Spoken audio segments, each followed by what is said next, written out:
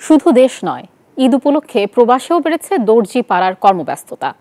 কুয়েতের বাংলাদেশি টেইলার্সদের কাছে ভিড় জমাচ্ছেন প্রবাসীরা। নানান ব্র্যান্ডের পোশাক সুনিপুণ হাতে তৈরি করছেন বাংলাদেশি কারিগররা। জাহাঙ্গীর পলাশের তথ্যচিত্রে ডেস্ক রিপোর্ট। সেলাই মেশিনের শব্দে মুখরিত কুয়েতের দর্জি দোকানগুলো। বাহারি নকশার কাপড় বানাতে সেখানে ভিড় করছেন অনেক প্রবাসীরা। দর্জি কারিগরদের দম ফেলার সময় নেই, যদিও এই ব্যস্ততা শুরু হয়েছে রোজার আগে থেকেই। এই ঈদে জামা জুতো অ্যাক্সেসরিজের ডিসকাউন্ট। কুয়েত সিটি সুকাল ওয়াতানিয়ায় রয়েছে বাংলাদেশি মালিকানাধীন অসংখ্য টেইলার্স দোকান, যেখানে তৈরি হয় শার্ট প্যান্ট, কোট, পাঞ্জাবি, পায়জামা সহ দেশি বিদেশি নানা রঙের পোশাক।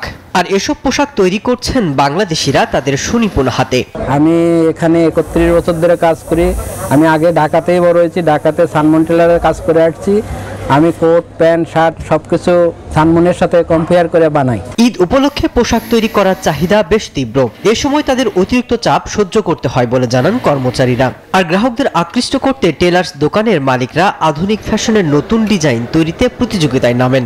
এদের কাজের মান খুবই ভালো। আমি সবসময় এখান থেকে আমার যাবতীয় কাপড় চোপড় আমি এখানেই তৈরি করে থাকি। রমজানের আগে রাত 10টা পর্যন্ত কাজ করতাম, এখন আলহামদুলিল্লাহ অনেক রাত পর্যন্ত কাজ করি। আমরা 3টা পর্যন্ত কাজ করি রাত্রে। শুধু বাংলাদেশিরা নয়, ভারত পাকিস্তানেরও ভিড় জমান এসব দোকানে। Desk report, news 24।